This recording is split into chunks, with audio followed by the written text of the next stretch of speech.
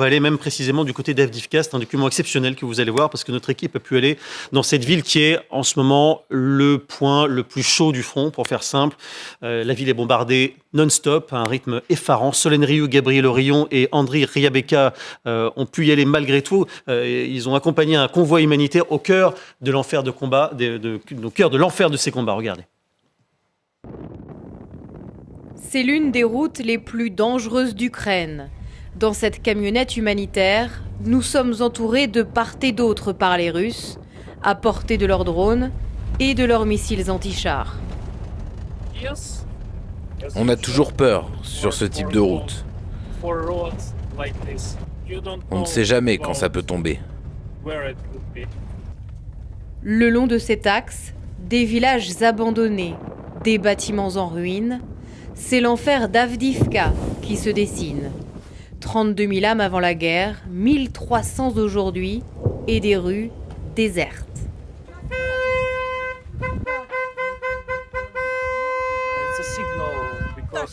On signale notre arrivée. Sinon, les gens ne sortent pas. Aussitôt, des silhouettes émergent des sous-sols. Il y a des gens qui se sont enfuis, d'autres qui vivent sous terre. C'est très dangereux ici. À la vue de leurs bienfaiteurs, les mines sombres de ceux qui n'ont plus rien s'éclairent d'un sourire. Merci beaucoup. Tenez, du pain. J'ai des réflexes qui me reviennent de la Seconde Guerre mondiale. J'étais petit, j'avais 4-5 ans, je me cachais. Et ça recommence. Je me cache encore aujourd'hui. Soudain, une frappe russe fend l'air et ramène tout le monde aux abris. C'est dans les caves de ces immeubles communistes que ces habitants subsistent. Il y a trop de bombardements et beaucoup de gens d'Avdivka sont déjà morts. Mais même des gens qui sont partis sont morts.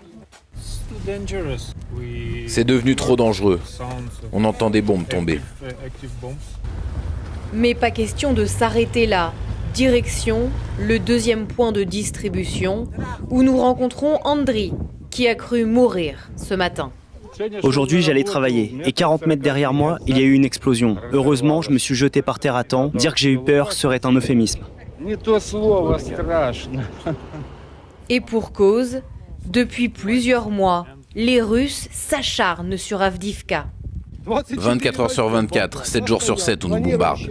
C'est permanent. Ils utilisent des bombes guidées, d'autres à haute explosion, des missiles air-sol, de l'artillerie, tout. Ils sont en train de raser la ville avec tout ce qu'ils ont. En témoignent ces immeubles en lambeaux, ces édifices éventrés.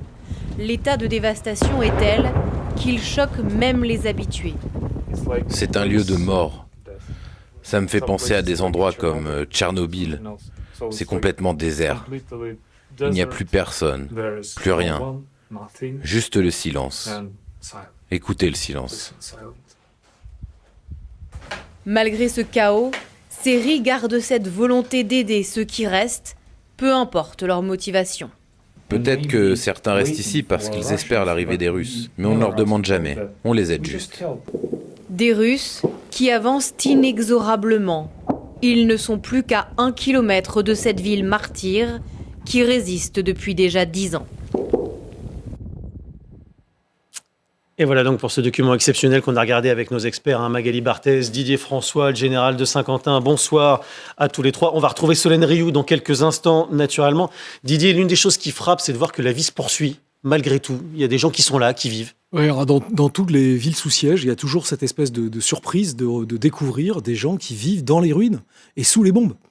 C'était la même chose à Grozny, ça a été la même chose à Alep en Syrie. Il y a toujours des gens qui restent. Et c'est toujours très surprenant, effectivement. Surtout que là, alors, donc il y a déjà, comme l'explique très bien Solène dans son reportage, il y a 10 ans de guerre sur cette ville, puisque depuis 10 ans, les Russes essaient de le prendre. C'est tout à côté de Donetsk. Et ça fait 10 ans que... Et là, depuis 3 mois particulièrement, les Russes font une pression énorme sur cette ville, mais Solène nous l'expliquera, puisqu'elle y est, elle nous le dira. Et depuis 3 mois qu'ils poussent, finalement, oui, ils ont grignoté au nord, ils ont pris le Terril, ils ont avancé un peu au sud, mais finalement, alors qu'au mois d'octobre, au mois de novembre, il y avait une inquiétude assez forte sur le fait qu'elle puisse tomber, finalement, les Ukrainiens ont envoyé des renforts et elle tient depuis 3 mois. C'est-à-dire l'offensive russe lancée il y a 3 mois, pour l'instant, grignote, certes. Elle est passée au nord, ils ont repris le Terril, mais on voit une résistance ukrainienne qui continue de tenir la ville. C'est assez étonnant. Général, est-ce qu'il y a une sorte de garantie de sécurité pour ce type de convoi dans le droit de la guerre, si le droit de la guerre encore court dans ce dont on moi, je crois parle aujourd'hui? Il faut saluer le courage d'abord des gens qui sont restés et de ce monsieur qui fait le ravitaillement, parce qu'en réalité, il peut très bien être frappé par un drone. C'est ce qu'il dit d'ailleurs, enfin, il ne parle pas du drone, mais il dit on ne sait pas quand ou d'où ça peut tomber. Il roule sur une route déserte. Il suffit qu'il y ait un drone russe qu'il voit et qu'il désigne comme cible. Effectivement, il peut prendre un tir d'artillerie. Donc, son intérêt, ou même un tir de drone suicide, donc son intérêt, c'est de jamais rester au même endroit trop longtemps. Effectivement, le temps que... Mais il est visible très nettement, vu du ciel, comme le nez au milieu de la figure. C'est le seul mobile dans un paysage complètement immobile et complètement silencieux, comme il le dit lui-même. Donc non, il n'y a pas de garantie de sécurité pour lui, il n'a pas de Croix-Rouge, et il n'a pas de raison d'en avoir une sur le toit de son véhicule. Et même il aurait ça, je ne suis pas persuadé que de toute façon que ça le protégerait beaucoup. Donc non, il prend manifestement beaucoup de risques, et il faut saluer le courage de tous ces gens-là, qui sont, moi je trouve, admirables, une forme de stabilité, de stoïcisme face aux épreuves. Et on salue aussi évidemment le courage de notre équipe qui accompagne ce convoi et de vous, Solène, qui est avec nous en plus en direct ce soir. Merci beaucoup. On a tous regardé évidemment votre reportage, nous aussi dans le silence et avec énormément d'intérêt. Il y a un chiffre qui en dit long sur l'intensité des bombardements. C'est le commandant militaire local qui l'a dit ce matin. 250 bombes sont tombées sur Avdiivka en 2 semaines. Solène, vous qui sillonnez l'Ukraine depuis longtemps maintenant, vous avez fait plusieurs missions là-bas. Est-ce que, honnêtement, vous avez déjà vécu un truc pareil ? Écoutez, en fait, le jour où on y allait, et c'est aussi ce qui nous a permis d'aller à Avdiivka, c'est que la situation était relativement calme. Relativement, évidemment, parce que oui, vous l'entendez, ça tape continuellement au niveau de la ville d'Avdiivka. Mais je peux comparer, par exemple, avec décembre 2022, où avec mon équipe à l'époque, on s'était déjà rendu à Avdiivka. Les Russes étaient à 2-3 kilomètres. Par comparaison, aujourd'hui, les Russes sont à 1 kilomètre au plus proche de la ville d'Avdiivka.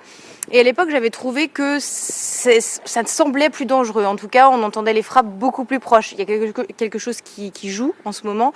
C'est la météo, le plafond nuageux qui est assez bas. Il y a la neige aussi.